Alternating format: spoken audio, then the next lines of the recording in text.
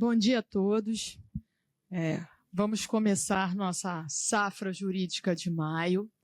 Antes de mais nada, podem chegar para frente. A gente tem essa cara de brava, mas a gente não morde, não. Se vocês puderem sentar um pouquinho mais para frente, até para todo mundo ficar mais perto, agradecemos. E nesse primeiro dia da safra jurídica de maio, a gente vai começar falando sobre direito regulatório, né? Se há 30 anos atrás, quando eu já estava no direito, vocês não, a gente não tinha metade da complexidade do direito administrativo que a gente tem hoje, hoje a gente precisa se preocupar com muito, né? Antigamente a gente falava em contrato administrativo, estava tudo resolvido via contrato administrativo. Mas as relações ficaram mais complexas, a sociedade ficou mais complexa. Hoje a gente tem que se preocupar com o meio ambiente, consumidor, a prestação do serviço público é afetada por tudo isso, a necessidade da transparência, da própria regulação, e aí o direito regulatório de como esse prestador de serviço vai tratar o serviço concedido pela administração pública. Então, é muita nuance e muita questão complexa a ser debatida. E no município como o nosso, de mais de 6 milhões de habitantes, ainda fica mais relevante a gente cuidar desses casos. Que, imaginem, a rede pública de educação, nós temos 600 mil alunos. É mais do que a população inteira do município de Niterói.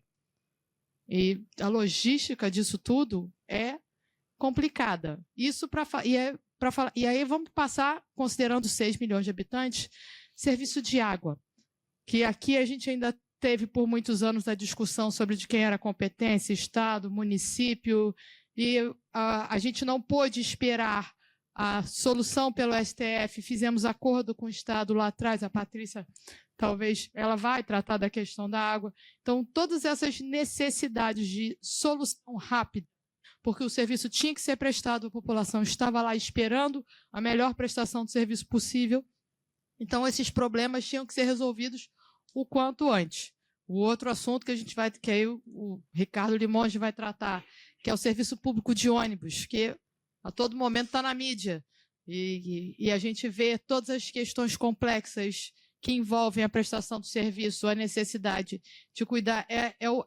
O ônibus em si, a rota, a logística, o tempo de transporte, a lotação de cada veículo, tudo isso tem que ser regulado. O retorno do empresário, qual o limite do lucro, que você vai ter que compatibilizar com a modicidade da tarifa. Então, as questões não são simples. E o direito regulatório está aí para conseguir mediar o direito ao lucro que esse prestador tem, a necessidade da modicidade da tarifa, que o usuário precisa ter, que o administrado precisa ter, e a necessidade da administração de regular e conciliar tudo isso para que esse serviço seja o melhor possível, né, dentro de toda capacidade, toda necessidade que a administração e a sociedade têm. Então, hoje ouviremos, eu vou até falar assim, e a sociedade evolui, as relações ficam mais complexas e a tecnologia entra nisso, né? Que é quando a Natália vai falar um pouco sobre as Smart Cities, que é um tanto novidade, mas é a distribuição da iluminação pública, que também é um serviço público que nem sempre as pessoas param para pensar, mas a gente tem que ter economia, eficiência. Num mundo em que se fala de energia solar, de recursos escassos, como é que você compatibiliza a boa prestação do serviço, uma iluminação que torne a cidade agradável, porque a urbanização é uma necessidade, é o que dá a qualidade para o usuário, é o que faz você viver numa cidade decente. Isso passa pela urbanização da cidade e as Smart Cities vão estar nesse ponto, porque uma cidade escura é uma cidade que você não circula. E como é que você compatibiliza a limitação dos recursos com a boa distribuição dessa iluminação, com a capacidade de dar uma cidade agradável dentro do possível e de toda a limitação que a gente enfrenta, não só de dinheiro, mas de recursos naturais, inclusive, que se tornou uma outra questão que foi incluída no dever regulatório, porque a administração não fala só eu preciso regular o prestador de serviço dentro da limitação financeira. Hoje a gente enfrenta a questão do aquecimento global, a limitação de recursos naturais, e isso entra na conta.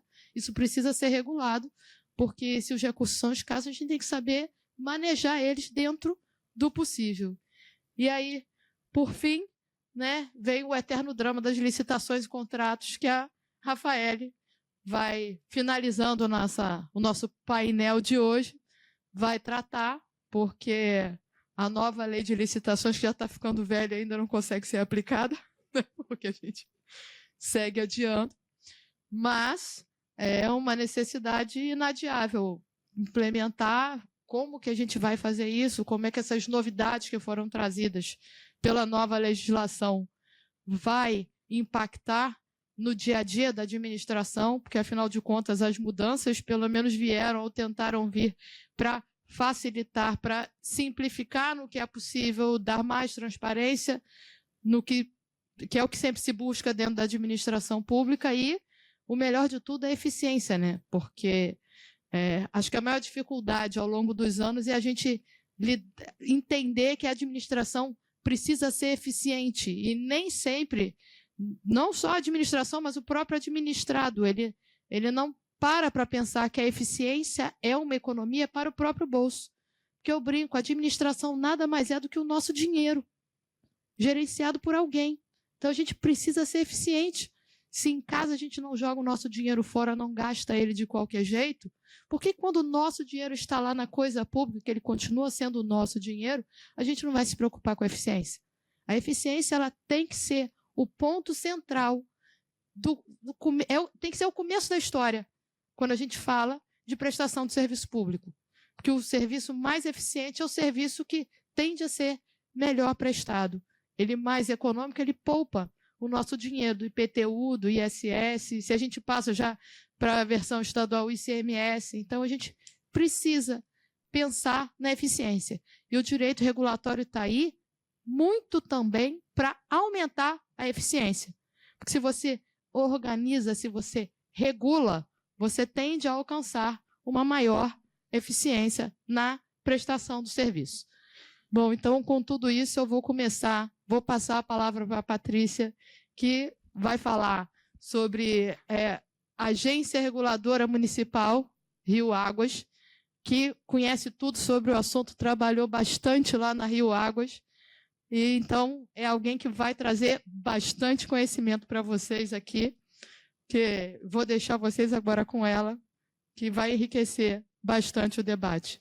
Obrigada, Patrícia. Bom dia. Está funcionando aqui, tá? Bom, eu acho que essa introdução da Ana Paula é importante para situar esse tema da regulação na Rio Águas. Por quê? A Rio Águas, ela é uma autarquia, né? Ela tem uma característica de fundação autárquica, mas ela vinha de um órgão da administração, da Secretaria de Obras, e que depois, ora ela foi uma subsecretaria, ora ela se tornou um ente da administração indireta, com funções diferentes ao longo do tempo. Por quê? Desde a década de 90, o Estado brasileiro vem privatizando serviços públicos ou serviços de utilidade pública, porque se percebeu que o Estado, ao prestar diretamente, não era eficiente nem transparente o suficiente, por mais que fossem todas aquelas regras do direito administrativo. Há um peso muito grande em tomada de decisões, realização de investimentos e planejamentos de longo prazo para questões técnicas. Isso convenceu o Estado brasileiro a privatizar, a partir da década de 90, uma grande parte dos seus serviços, né? No caso do saneamento, nós já tínhamos uma delegação do Estado para uma companhia estatal, né? Até a década de 90, a maior parte das concessões de serviço público eram já existentes, mas feitas por empresas públicas, ou sociedade de economia mista. Enfim, eram figuras da administração indireta em que se poderia ter uma eficiência maior. Por exemplo, contratação de pessoal pelo regime da CLT. E, com o tempo, a política vai tomando conta de tal maneira desses órgãos, a facilidade com que se obtém um emprego, um cargo em comissão, ou mesmo a necessidade de criar um sistema impessoal de escolha de mão de obra que vai levando a um concurso público, em seguida ele vai levando a uma estabilidade daquele empregado, e o que acontece a longo prazo é um engessamento de tal maneira daquela empresa, que ela se torna pesada para se adaptar a novas funções, e vocês sabem que a cada 5 anos, nas últimas décadas, as mudanças tecnológicas são tão mais rápidas que não houve quem conseguisse defender a prestação de serviço público eficiente ou de utilidade pública através da prestação direta pela administração. Bom, o que ocorre? Essa delegação por concessão ou permissão, né, e depois, através das PPPs e da licitação com a nova lei de concessões, nós tivemos um avanço em relação ao conceito do que você estava entregando para o privado e do que ficava na administração ainda. Então, a grande função e grande razão existencial da agência reguladora são as funções que ficaram dentro do Estado, a administração pública. Seja ela a administração direta, uma secretaria, seja um ente da administração indireta, né? Uma fundação, uma autarquia, uma empresa pública ou uma sociedade de economia mista. Esses entes passaram a ficar com 2 funções muito importantes e que se considerou não delegáveis para o prestador privado do serviço. É a função regulatória e a função fiscalizatória, né? Essas 2 funções, elas compreendem o mesmo conceito de poder de polícia, né? O poder de polícia da administração relacionado àquele serviço. Então, a administração continua, ou o Estado continua responsável pelo limite regulamentar para aquela atividade e pela fiscalização se o prestador privado, concessionário, está ou não prestando adequadamente esse serviço. Existe, inclusive, uma outra questão, porque no serviço público existe a figura do usuário, né? Existe a figura da população afetada por esse serviço. Então, existe uma discussão se esse poder de polícia fiscalizatório do Estado ele é exclusivo do Estado, inclusive em relação à população atingida e aquele usuário do serviço público. Um exemplo básico é o poder de polícia de segurança pública numa concessão de trem, numa concessão de ônibus. Afinal de contas, quem é responsável pela segurança do passageiro ou pela segurança do próprio transporte? É só o concessionário ou também tem aí o poder público naquilo que ficou com ele como poder fiscalizatório, né? Então, tudo no serviço público ou na prestação de qualquer serviço é custo de mão de obra. Então, é preciso entender bem isso, porque é muito comum vermos as concessionárias aos pouquinhos tentando se livrar de custo de mão de obra na área fiscalizatória, naquela em que ela pode empurrar mais para o governo, para a administração, a realização dessa tarefa, né? Então, há várias teorias interessantes sobre esse tema do poder de polícia fiscalizatório. Esse poder de polícia fiscalizatório também ficou dedicado ou incerto na função das agências reguladoras. As agências reguladoras, elas vêm dentro do modelo americano, que já existia muito antes, porque lá o serviço de interesse público é um serviço particular, mas a agência regulatória ela estabelece os limites normativos e de utilização daquele serviço, né? Também é a vertente fiscalizatória. Bom, dito isso, agora eu vou colocar a Rio Águas nessa história, porque a pergunta é: a Rio Águas é uma agência reguladora? Hoje, a gente pode dizer que ela desempenha essas funções regulatórias. Quais são? A regulação da atividade de saneamento, né, e da atividade e a fiscalização de uma concessão específica de esgotamento sanitário na cidade. Então, esse slide já como incorporar favelas, áreas informais e saneamento rural nos contratos. Já é a Rio Águas estabelecendo uma apresentação para demonstrar numa agência reguladora de saneamento. A gente tem a Genersa, a gente tem a ANA, que é a federal, mostrando como é importante a imposição à concessionária de direcionamento dos investimentos que ela pretende fazer, né? Então, quais são as atribuições gerais da Rio Águas?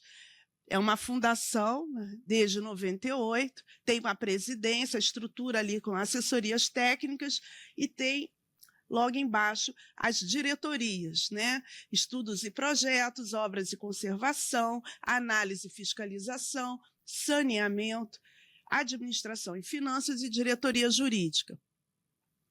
Quais são as competências e atribuições? Ela planeja e gere o sistema de drenagem da cidade, visando o controle de enchente e qualidade dos corpos hídricos. A macrodrenagem ela é importante para se estabelecer a regularidade da construção no solo urbano. Sem você saber para onde vai haver o escoamento da água, não se pode regularizar nenhuma construção no solo. Imagina, hoje eu não preciso nem explicar, né? Porque o que aconteceu no Rio Grande do Sul é algo que, embora esteja assim, parecendo uma grande catástrofe, ele está revelando muitas deficiências do poder de polícia regulatório ou fiscalizatório da construção ou ocupação do solo em locais sujeitos à inundação, né? Quem é que faz esse controle? Aqui, no caso do Rio, é a Rio Águas. Promover o saneamento básico nos componentes de drenagem e esgotamento sanitário. O esgotamento sanitário ele é separado da drenagem, em grande parte. O mais antigo não é misturado, mas eles desaguam da mesma, como eles chamam, todo o planejamento tem a ver com uma coisa chamada gravidade. Então, bacias hidrográficas, microbacias, que estabelecem a forma como as águas vão ser esgotadas, né? Sejam as águas servidas, que são essas águas potáveis, que entram na casa das pessoas, sejam as águas pluviais, ou as águas que vêm da rua e que não estão dentro de um sistema de água servida. Garantir ações sustentáveis e benefícios diretos à população. Esse aspecto é um aspecto ambiental, né, que está presente, embora pouco se fala, mas ele está presente, obviamente, nesse serviço de escoamento de águas servidas e não servidas. Em todo o território da cidade, ela faz o controle de enchentes, manejo de águas pluviais. Então, ela faz os projetos, ela entende como é que devem ser distribuídos, digamos, os sistemas desses canos. Em muitas situações é preciso fazer elevatórias, porque a bacia não é homogênea, não é? Então, tem relevos, tem montanhas, tem morros. Então, é um planejamento técnico bastante complexo. O engenheiro, normalmente especializado em hidrologia, é o que está habilitado a analisar esse tipo de realidade. Então, eles fazem projetos, eles promovem a adaptação de soluções para que haja esse serviço público que é de benefício, em benefício da população toda. Então, executam as obras, infraestrutura, licenciam os projetos de obras particulares, porque exatamente qualquer um que vai construir no solo urbano, mesmo que seja uma construção temporária, ele precisa estar submetido a esse sistema de drenagem, senão ele pode causar inadvertidamente uma enchente ou algo parecido. Limpeza e desassoreamento de cursos d'água também é relevante, porque o assoreamento de rios ele muda o relevo e altera também a forma de escoamento de água na cidade. Aqui são vários exemplos. Aquele primeiro reservatório da Praça da Bandeira, é o piscinão, que eles chamam, e eu achei interessante porque é muito comum a perguntar, mas por que eles não reservam água para usar depois, quando tem seca? Esse reservatório é enorme, é só para diminuir a velocidade da água. Quando ocorre a precipitação, né, pluvial, muita chuva, se não tiver esse tipo de situação, a água empoça e enche metros, como a gente está vendo no Rio Grande do Sul. Então, o Rio de Janeiro tem muito problema o seu relevo, né, muito acidentado e muito próximo ao mar. Então, se entendeu que sem esses piscinões a gente continuaria a ter muito mais enchentes na Praça da Bandeira. Isso se revelou um acerto, embora as enchentes continuem acontecendo, porque o sistema todo previa piscinões desde a parte mais alta do Alto da Tijuca, e nem todos foram feitos ainda, foram feitos menos. Desvios de rio, muitos rios são canalizados, as pessoas não têm noção da quantidade de rios que tem numa cidade como o Rio de Janeiro, mais de 300 rios. Então, não tem como construir se não canalizar. E muitas pessoas constroem em cima de rios canalizados, o que também é ilegal, porque você não tem como acessar para fazer manutenção, né? Agora, aqui, a maior função, digamos, que essa é mais, que olham para Rio Águas muito mais como uma reguladora. A concessão de esgotamento sanitário, que aí ela só pega a AP5. A AP5, ela acho que são 48 bairros, é metade da cidade, em termos de território. Até então, a concessionária que fazia esse serviço era a SEDAI, e nesse período de 40 anos em que a SEDAI atuou nessa região, ela só conseguiu fazer cobertura de esgoto para 5% dessa população aí. Então, depois de muita briga com o Estado, nós conseguimos, em 2007, receber do Estado o direito de prestar o serviço de esgotamento, não de distribuição de água, mas de esgotamento na AP5 e nas favelas, em algumas favelas. Logo depois, em 2011, o Estado pediu as favelas de volta.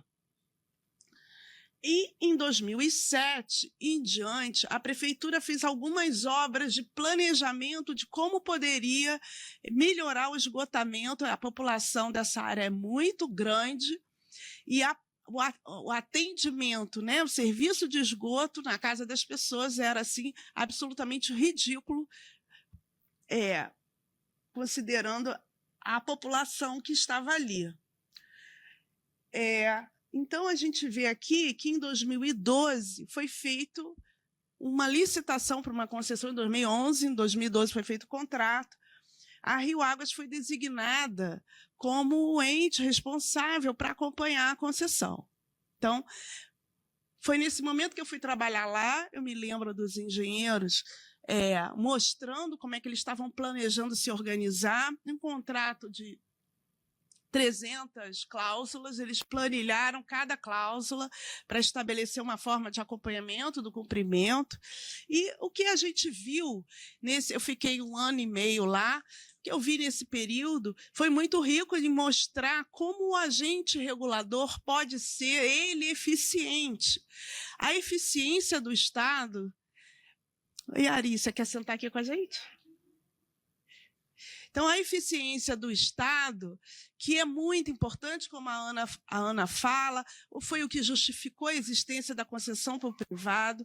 A eficiência depende de algo muito, muito importante que se chama conhecimento técnico do que está sendo feito.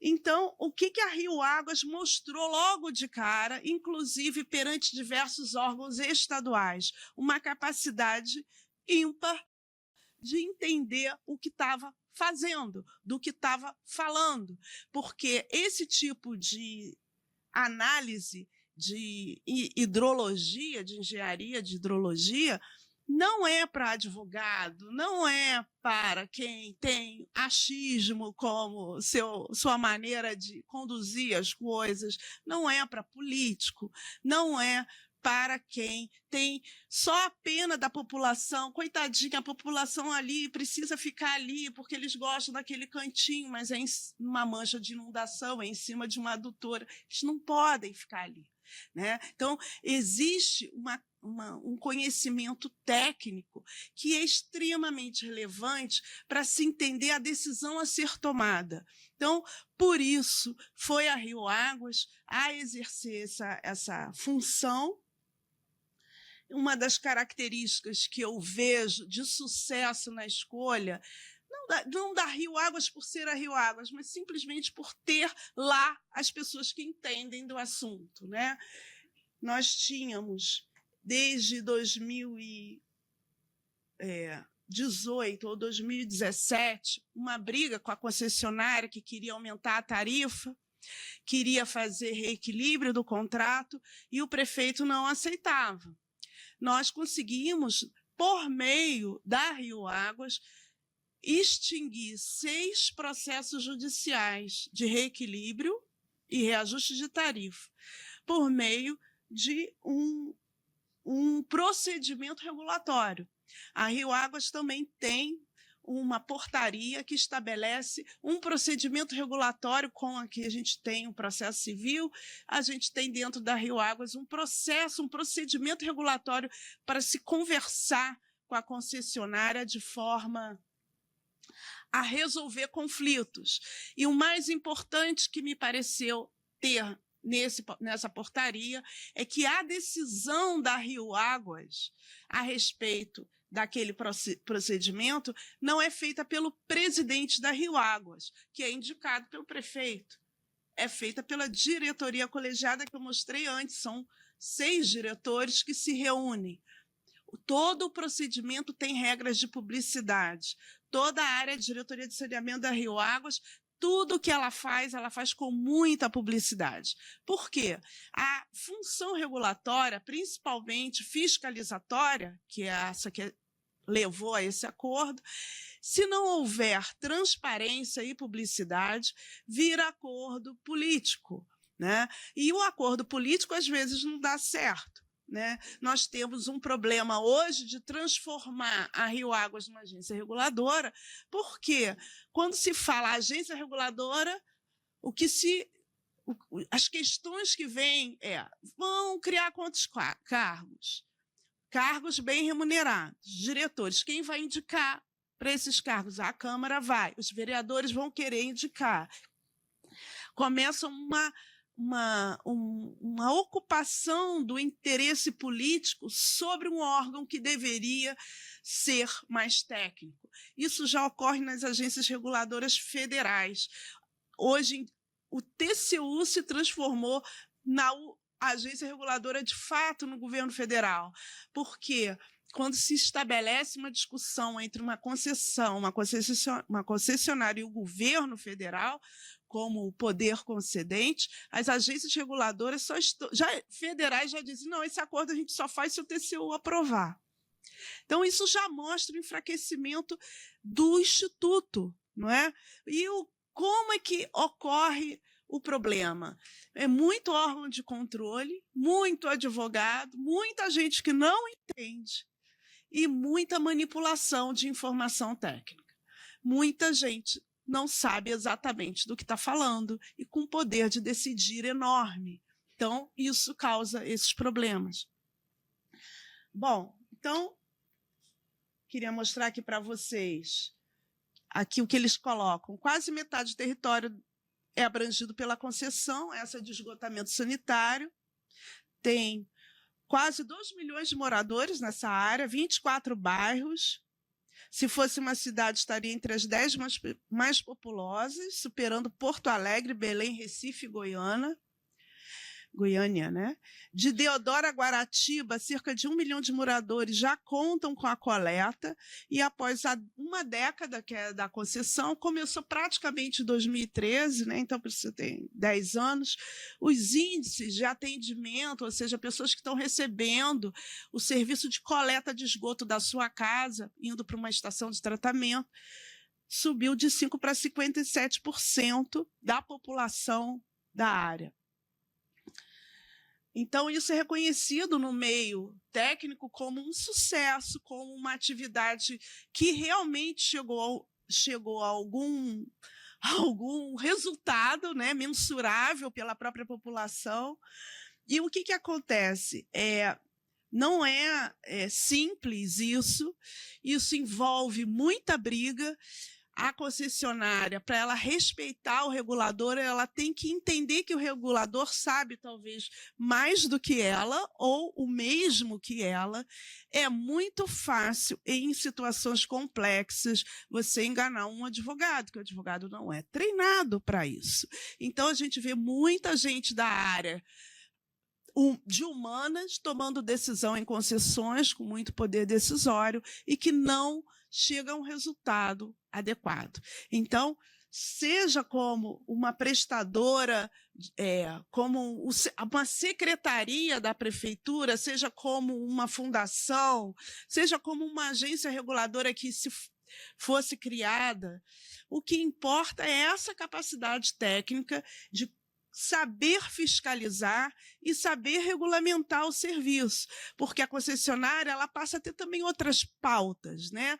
São investidores privados e muitas vezes alguns investimentos não dão certo, alguns riscos gravíssimos, como, por exemplo, nós temos aqui na cidade os riscos das favelas. As pessoas acham que favela não é uma coisa preocupante no saneamento. É extremamente preocupante. Se nós não conseguirmos fazer o saneamento chegar nas favelas e cada pessoa que tenha lá a sua casa pagar individualmente a sua conta de água e esgoto e também da sua conta de luz, nós vamos caminhar para uma catástrofe da cidade, porque não há tarifa que pague esse tipo de utilização, né?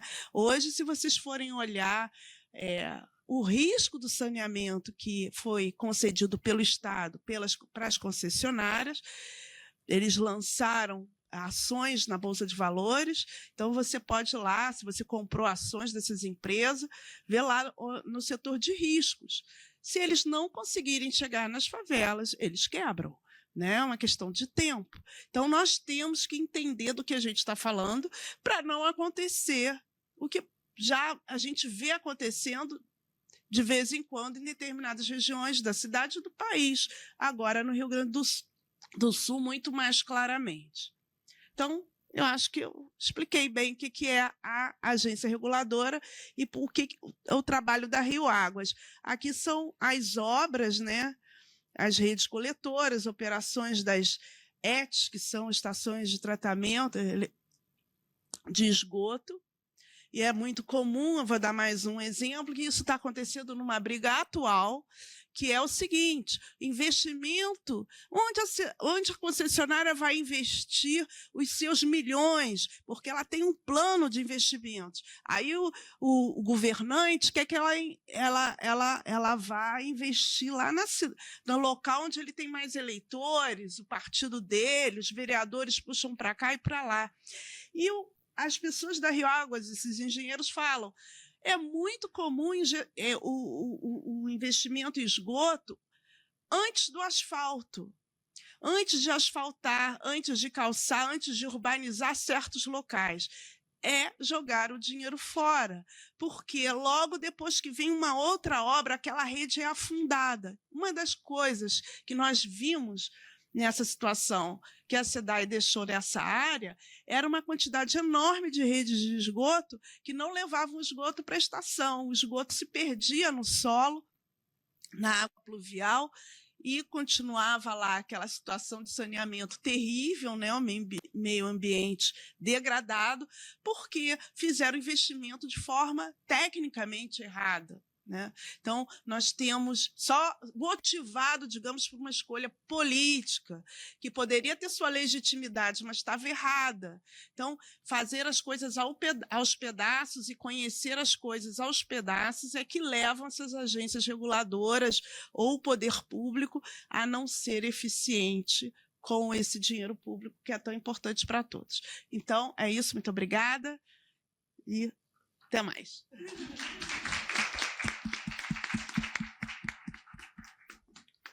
Bom, depois dessa excelente exposição, vou passar para a Arícia aqui, né, para receber a Natália, que é a nossa próxima palestrante. Bom dia a todos. Venha, Natália. Gostaria de agradecer muito, Patrícia, por mostrar aqui os dados. Fico feliz que tenha saído de 5% para 57% em 10 anos, né? Patrícia estava lá, participou da implementação. Obrigada, nossa subprocuradora-geral, por abrir aqui os trabalhos. Também tive a chance, de alguma forma, de participar, quando estava a Casa Civil, da modelagem dessa P5, junto à Zona Oeste, só de saber que estávamos levando serviço de saneamento básico para um local que era de pouco atrativo, segundo as palavras na época da SEDAI, para a empresa, já era um motivo de muita alegria para o município, né? Poder, então, se dedicar a isso. Ainda havia aquele conflito de competências, né? Porque o Supremo não decidira se a competência era municipal ou estadual, então a gente teve que fazer todas aquelas exigências, cumprimos todas as 50 exigências do Ricardinho está aqui, porque a gente tinha que fazer uma série de exigências para que, então, convênio, aprovação pelas câmaras, o convênio, aquele convênio mais do consórcio público, convênio da lei dos consórcios, né, Ricardo? Lembra das exigências que eram necessárias para a P5, para essa concessão, porque havia um conflito e o Supremo ainda não tinha se manifestado. Então, para evitar que um ou outro fosse capaz e depois a gente tivesse feito o contrato, depois o Supremo dissesse que o Estado era o competente e não o município, e assim o concessionário se sentisse inseguro para essa contratação, como já estava se sentindo há 15 anos, porque essa decisão do Supremo levava já 15 anos para ser tomada, então se decidiu fazer um acordo entre Estado e município a respeito da P5, a fim de que, finalmente, essa área pudesse ser licitada, e assim foi feito. Logo depois saiu a decisão do Supremo. Mas, antes disso, precisou haver todo esse momento de acordo interfederativo entre município e Estado para que pudesse haver essa concessão. Então, sim, vale a pena todo esse esforço para que a gente veja o resultado em concreto. Agora vamos receber a nossa querida Natália, que vai tratar, né, nossa Natália, que é procuradora-chefe da Procuradoria Tributária, e aceitou o desafio de tratar de um tema que está fora lá do direito tributário, mas que também revela um dos aspectos do direito regulatório municipal, que ele é pouco tratado, né, nos nossos compêndios, mas, na verdade, nós temos muitas parcerias público-privadas municipais. E uma delas, na verdade, a que trata de iluminação pública, e a COSIP, Então ela tem lá, né? Tem lá, tem sim, tem sim. Tem a sua proximidade, é verdade. É a COSIP. É verdade, é verdade. Ah, tá, ela vai puxar. Né? Entendi. É o que eu sei fazer. Tá ligado aqui? Entendi. Ela se espalha pelo Brasil inteiro, mas nós temos também a nossa PPP de iluminação pública e a fonte de custeio, é verdade. Está lá na COSIP. Então, Natália, é verdade. Natália. Gente, bom dia a todos.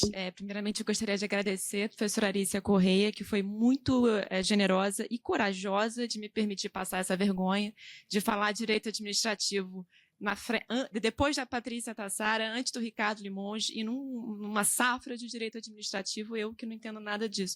A Ana Paula esteve aqui antes e pediu para vocês sentarem mais à frente, falou que ela não era braba, mas eu discordo, ela é braba sim, ela e a Patrícia são brabíssimas, no sentido de que são extremamente competentes no que fazem, e eu estou aqui tendo a coragem de passar vergonha de falar direito administrativo na frente de vocês e especialmente delas.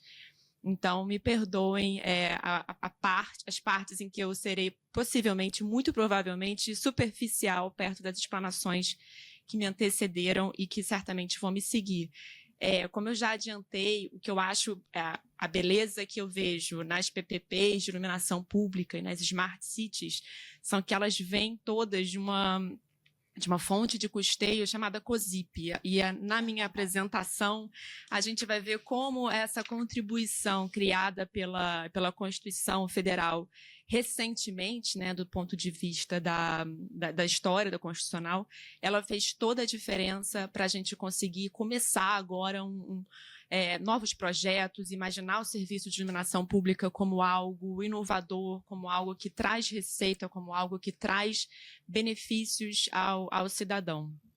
Então, e é por isso que eu gosto do tema, porque tem essa beleza da COSIP, e quando a gente estuda, a gente pega um pouco toda a história da criação dessa contribuição e como as pessoas eram contrárias e a gente sempre tende a nos nivelar por baixo, né? Se a taxa de iluminação pública já foi considerada inconstitucional e a luz continua ali, para que eu preciso de uma contribuição? Para que eu preciso pagar para algo que já está lá? E a gente vê que o fato da gente ter criado essa contribuição reformulou, inovou e foi uma verdadeira revolução no que se entende por serviço público de iluminação pública no Brasil, especialmente no Rio de Janeiro. Então, eu vou começar falando um breve introito sobre PPPs. Já adianto que vou passar vergonha, porque estou na frente de administrativistas muito mais competentes que eu. Então, a minha ideia aqui é fazer uma pincelada, né? A gente tem a Lei Federal 11.079 de 2004. No município, a gente tem a Lei Complementar 105 de 2009. E, a partir daí, a gente começa a conseguir fazer PPPs no município do Rio de Janeiro. A PPP nada mais é do que um acordo, né, de cooperação, em tese de cooperação e de coadministração, né, de interesses públicos pelo setor privado, ou seja, o setor público e o privado se unem na execução de projetos, na prestação de serviços sempre de interesse público, tá? Então, a gente tem, através das PPPs, a gente tem a possibilidade de prestar serviços de forma, em tese, né? Esse é o objetivo inicial, esse é o objetivo que consagrou e que norteou a criação dessa modalidade. A gente tem uma forma de prestar serviços de maneira mais eficiente, sem pesar tanto, sem sobrecarregar tanto a necessidade de investimento do setor público, ou seja, sem sobrecarregar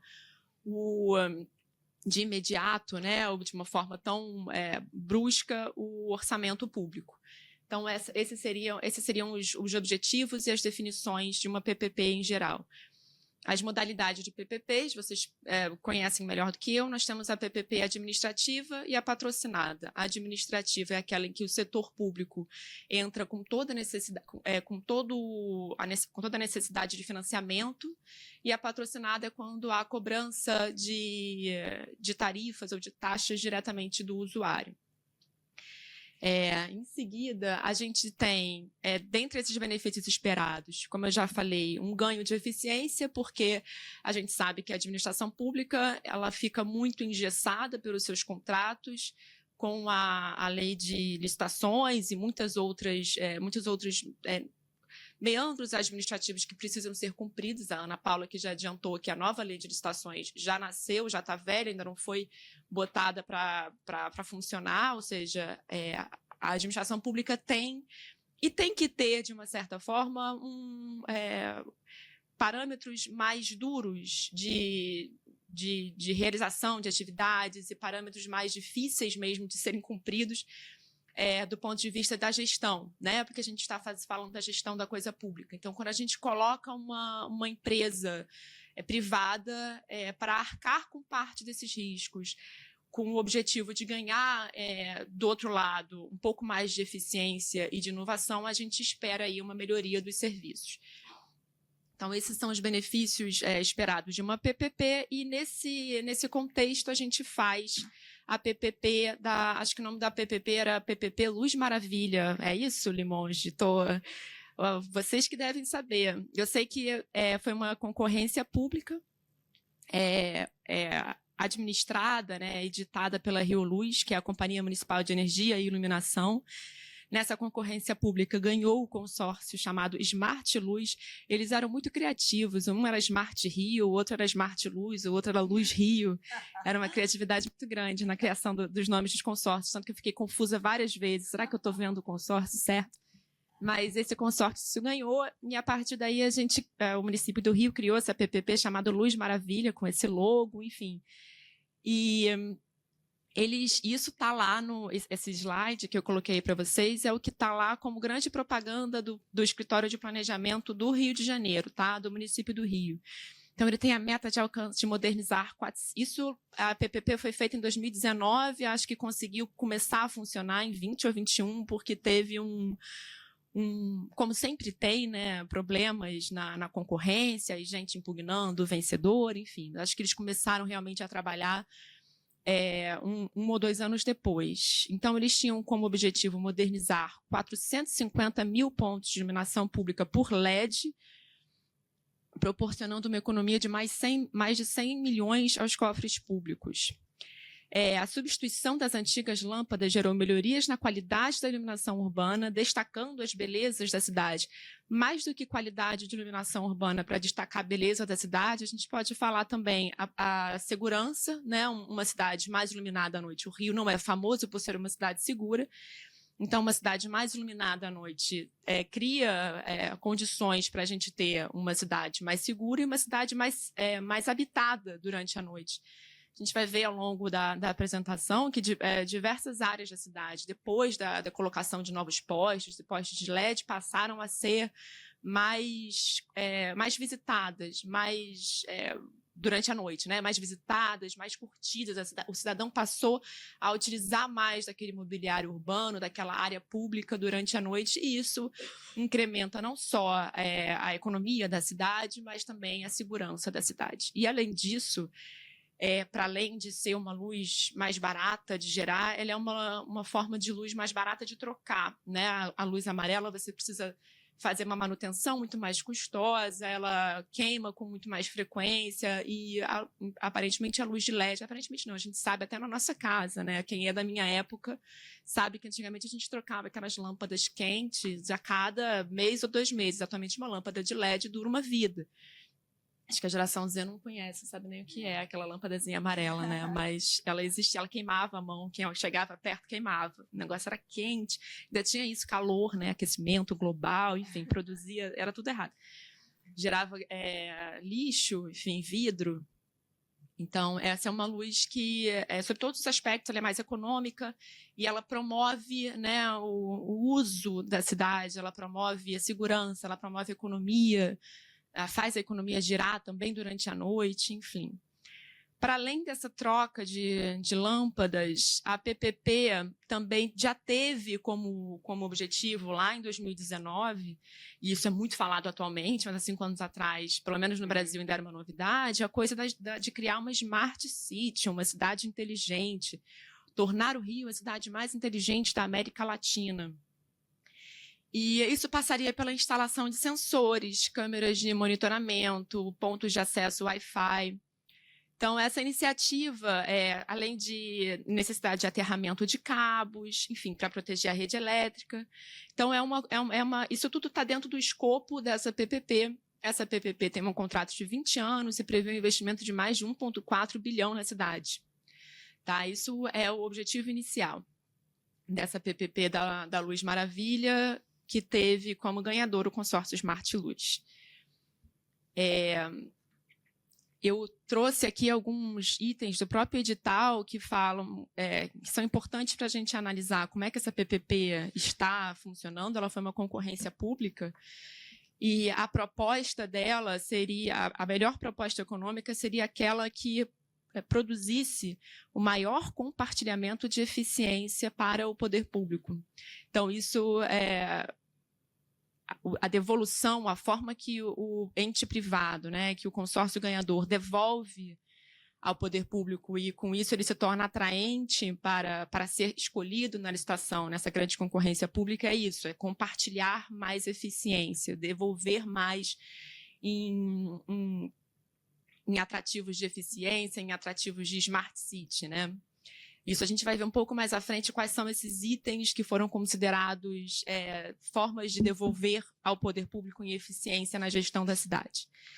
E, além disso, ela é uma PPP administrativa e não patrocinada, ou seja, o pagamento vem unicamente dos cofres públicos e não de nenhum ente privado. Não é necessário pagar tarifa, a gente já viu, a gente não paga tarifa ao consórcio, ao PPP, e tampouco paga taxa. E aí, a meu ver, é que entra a grande beleza da Smart City, das nossas PPPs, que estão se multiplicando do Brasil afora, essas PPPs de iluminação pública. E por que elas estão se multiplicando? Por causa da COSIP, que é essa contribuição social para a iluminação pública. Aí eu puxo um pouquinho para o direito tributário, porque é a parte que eu acho bonito ver como o direito tributário ele interfere diretamente na vida do cidadão, ele interfere diretamente na política pública, ele é devolvido imediatamente à cidade, ele é devolvido para a fruição de serviços, e a COSIP, para mim, é um exemplo incrível disso. A gente parte de um passado meio tenebroso, em que vários municípios do Brasil tinham a chamada TIP, inclusive o município do Rio de Janeiro. A gente tinha um passivo enorme na tributária de gente pedindo a declaração de inconstitucionalidade da TIP e levando. A gente tinha que ou cancelar a cobrança, devolver, porque a taxa tem que ser, a taxa, do ponto de vista do direito tributário, ela só pode ser cobrada em face de um serviço público específico e divisível, ou seja, a taxa para utilizar a taxa de água, taxa de esgoto. Você sabe exatamente o quanto a sua casa consome de água ou gera de esgoto, enfim, a taxa, ou em caso de taxas de polícia, mas aí você tem que deixar muito claro que você é fiscalizado, sofre a ação fiscalizatória daquele poder de polícia, enfim. Então, a TIP foi considerada um serviço inespecífico, indivisível, teve declaração de inconstitucionalidade dessa taxa por todo o Brasil, isso foi consagrado como inconstitucional pelo STF, então a gente vem desse passado tenebroso de que a nossa TIP foi considerada inconstitucional e a gente se viu sem meios para financiar a iluminação pública, né? E, a partir daí, surge um esforço no Congresso Nacional para criar, então, uma contribuição social para a iluminação pública, porque a contribuição social ela não precisa corresponder a um serviço público específico ou divisível. Basta, e do ponto de vista do direito tributário, basta para as contribuições sociais que aquele valor arrecadado vá necessariamente para aquele fim, ainda que aquele fim seja um serviço genérico, um bem indivisível, né, como é o caso da iluminação pública. Então, em 2002, com a emenda constitucional 39, os municípios conseguem essa inclusão. As contribuições sociais só podem ser criadas na Constituição Federal, ou seja, o município não pode editar uma lei criando uma contribuição social, o município pode editar uma lei criando uma taxa, mas a taxa foi considerada inconstitucional. Então, em 2002, a gente tem essa emenda constitucional que cria a COSIP. É uma contribuição social para o custeio de serviço de iluminação pública, observados, expostos no artigo 150, que fala de legalidade, anterioridade, enfim. E mais recentemente, em 2023, perdão, essa contribuição para serviços de iluminação pública foi alargada e permitiu-se também que essa mesma contribuição fosse utilizada para sistemas de monitoramento para segurança e preservação de logradouros públicos. Porque o que se percebeu? Com a tecnologia, né, pessoal, a luz elétrica não é mais só para iluminar. Um ponto de luz elétrica você consegue trazer sensores, você consegue trazer câmeras, você consegue trazer pontos de Wi-Fi. Então, a iluminação pública, pura e simples, e fazer com que um poste do município tenha que ser apenas um poste que provê luz seria uma forma muito limitadora do ponto de vista tecnológico, porque qualquer poste que é criado hoje por uma empresa privada, uma empresa de telefonia ou uma empresa de luz elétrica privada, esse poste, esse ponto de fornecimento de energia elétrica, ele é muito mais do que um mero fornecimento de luz, né, de iluminação. Então, essa emenda constitucional 23 já veio na esteira do que já vinha sendo pedido por muitos municípios. Porque o que acontece quando a gente estuda direito tributário, a gente vê muito isso. Foi criada a contribuição para custeio da iluminação pública. E aí choveram estudos falando que essa contribuição é inconstitucional, porque a contribuição tem que estar... o requisito que caracteriza a contribuição é tudo que você arrecada tem que ser necessariamente vinculado àquele fim. E olha, o meu município não gasta isso tudo para prover energia pública. O meu município não gasta isso tudo para iluminar as ruas. Então, os municípios começaram a ter que fazer um trabalho criativo de falar, olha, a iluminação pública não é só eu iluminar o poste, é a luz chegar até aquele poste. Então, eu tenho que criar cabeamento, eu tenho que aterrar cabos. Aquele poste eu vou colocar luz, mas vou colocar também Wi-Fi, eu vou colocar uma câmera para monitorar o trânsito, porque essa é uma avenida importante, se alguma coisa acontecer, eu preciso saber o mais rápido possível. Então, essa necessidade de compreensão de que a iluminação pública é todo um processo e todo um serviço agregado, que já estava sendo feita pelos municípios na interpretação da utilização da COSIP, foi então, de uma forma até, eu diria, discreta e tímida, chancelada pelo legislador constitucional de 23, né? Então, ele permite também sistemas de monitoramento para segurança e preservação de logradouros públicos. Essa palavra preservação acaba nos permitindo uma interpretação mais ampla e muito útil, porque aí é que a gente insere toda a inteligência, né, do que a gente entende para o Smart City, e a gente vê que a COSIP está imediatamente retornando à fruição do cidadão e de uma forma muito rápida, né, especialmente com essas PPPs. Então, a gente, a partir dessa capacidade de financiamento pela COSIP, que, de fato, se a gente fosse imaginar que a iluminação pública é só a conta de luz daquele poste que sai da rua, a COSIP estaria sendo cobrada muito a maior. Mas se a gente entender que a iluminação pública é todo um serviço que precisa ser prestado, e bem prestado, e aterrado, e prestado da forma mais eficiente, a gente começa a entender que a COSIP está servindo a propósitos muito maiores do que aqueles originalmente pensados, e que bom que está sendo assim, né? Que o serviço de iluminação pública está sendo compreendido de uma forma mais ampla. Então, a gente passa aqui para o conceito do serviço de iluminação pública na própria PPP carioca, no nosso edital, lá na nossa concorrência pública. Quando a gente lançou essa concorrência pública para chamar consórcios para fazer a PPP com a gente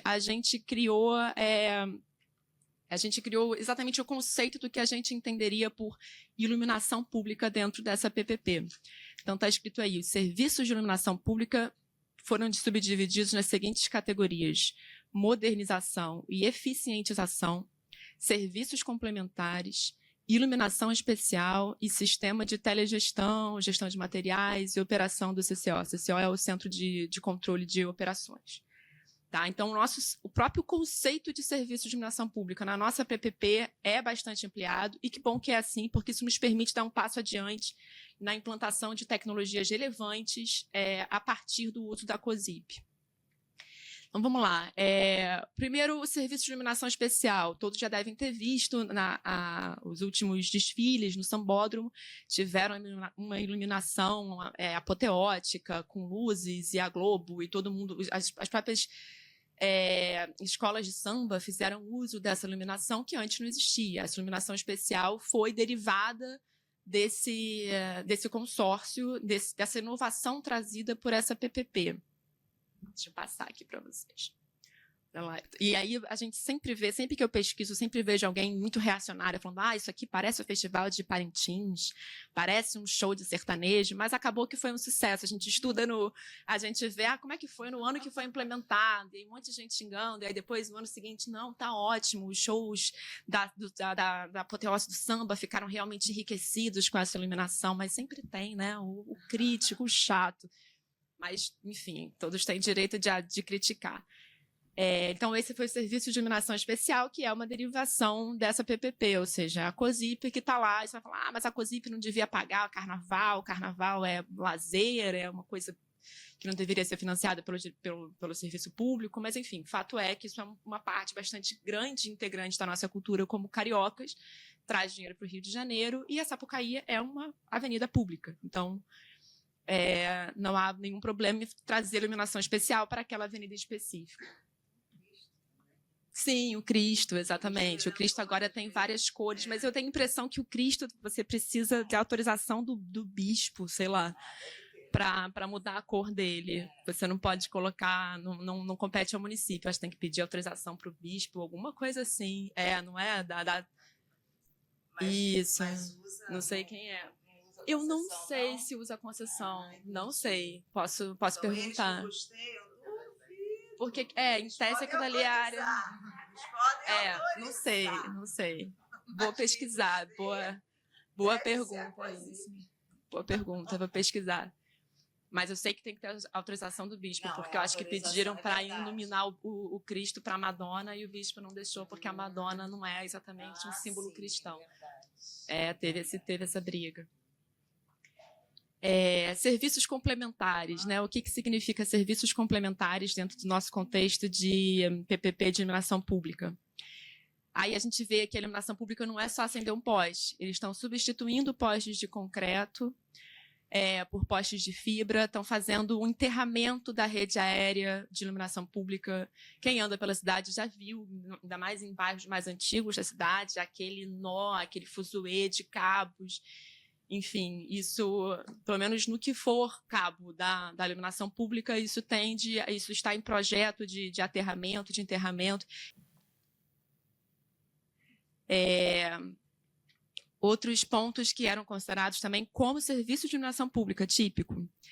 Realização de investimentos para atendimento de normas técnicas, redução da carga instalada, readequação de ativos e um sistema de telegestão, que isso aí já está super próximo do que seria mesmo um Smart City, né?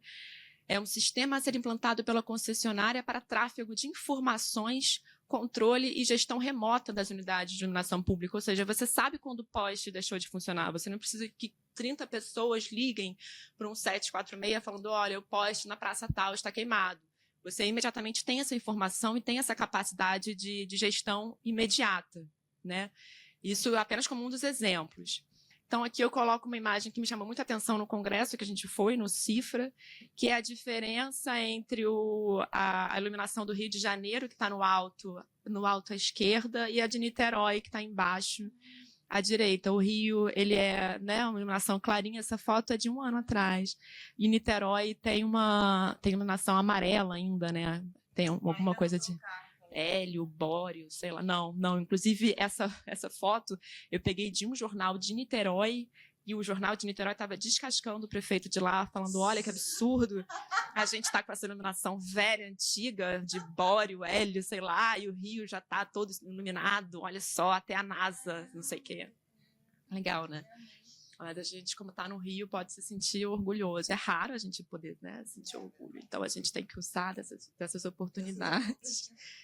Mais uma vez, a questão da iluminação de LED também teve os reacionários que falaram que a iluminação amarela é mais romântica, é mais fofinha, é mais retrô. Quando eu pesquisei, fiz questão de pesquisar em notícias ano a ano, né? E no começo era muito assim, a iluminação amarela ela é tão mais romântica, agora fica essa luz branca entrando pela minha janela, enfim, compra uma cortina, né? Mas, enfim, a luz branca, por exemplo, permite que o arpoador, atualmente, ele é uma área totalmente usável, utilizável de noite, né? A gente fala, o Rio é muito perigoso e tal, e ao mesmo tempo a gente vê no verão o arpoador com gente na praia, curtindo a água enfim, aquele espaço público até de madrugada. Antes não era tão utilizado, exatamente. Antes era uma área erma, né? Enfim.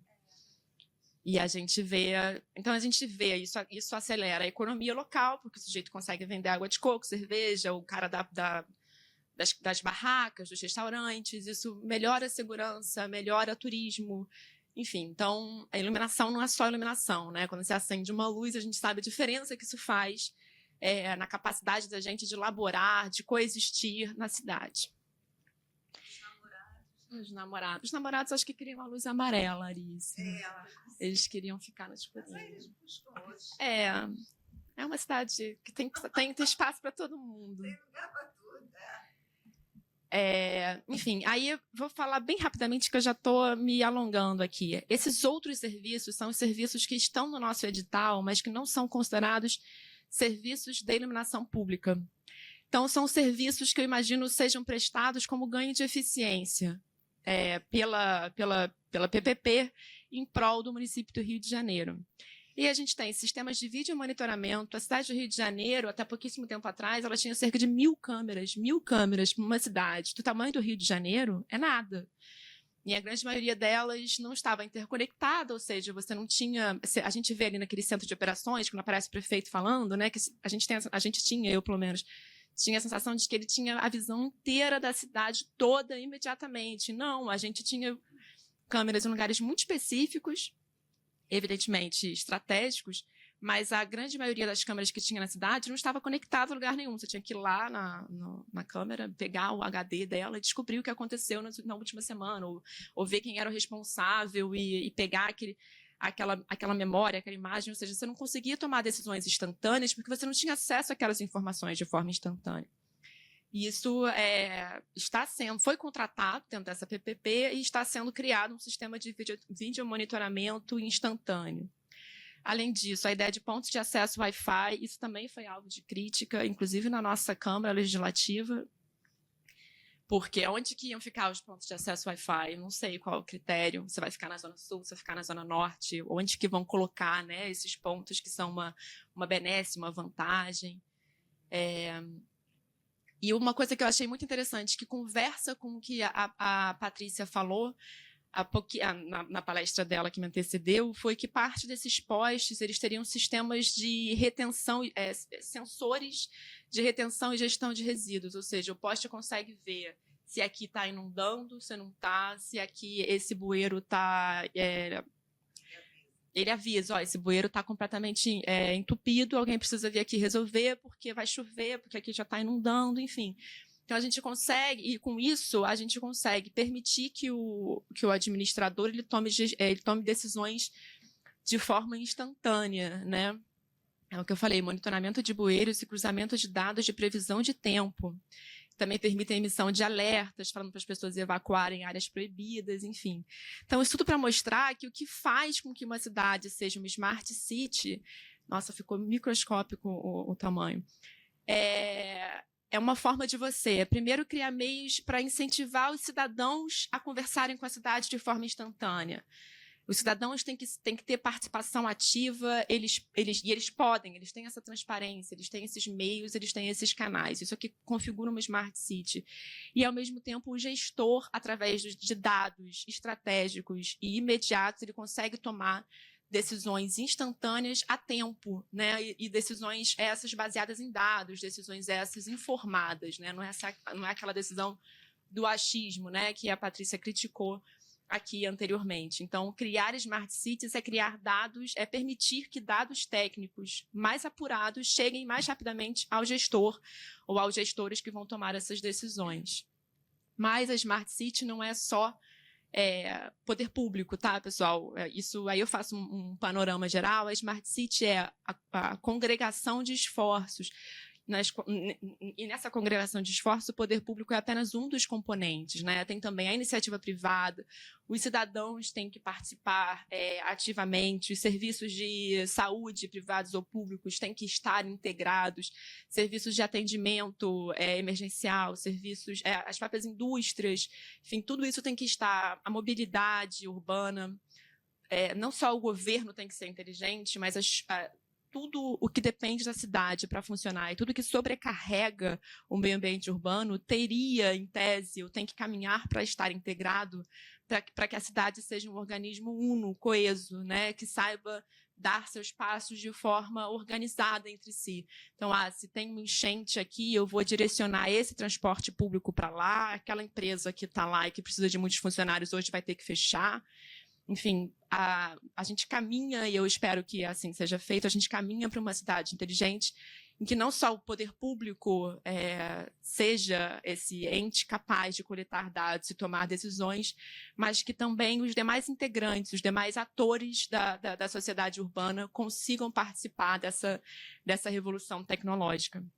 E é isso, eu coloquei aqui algumas notícias que eu fui catando ao longo dos anos sobre os pontos de luz de LED, enfim, algumas são muito bem humoradas, outras são pessimistas, enfim, mas só para vocês, caso vocês queiram para se aprofundarem um pouco nessa pequena revolução que já vem tomando forma desde a PPP, da Luz Maravilha.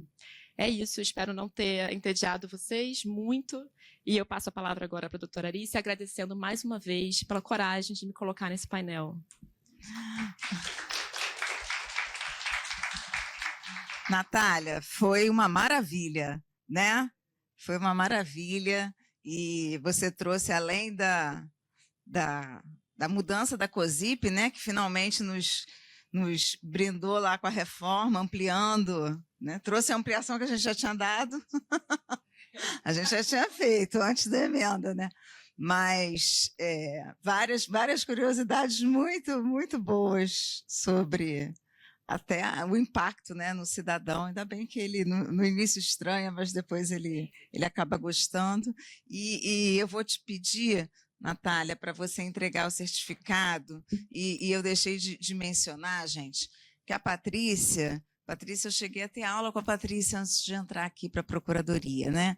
Patrícia é uma das nossas lendas PGM, tá? Então, assim, é uma honra ter a Patrícia falando aqui no nosso seminário, na nossa safra jurídica, não é na safra jurídica de Maio, é a safra jurídica de dessa casa. É uma honra ter você aqui. E Natália, foi uma maravilha a sua palestra. Você entrega aqui o certificado da Patrícia, depois eu entrego o seu.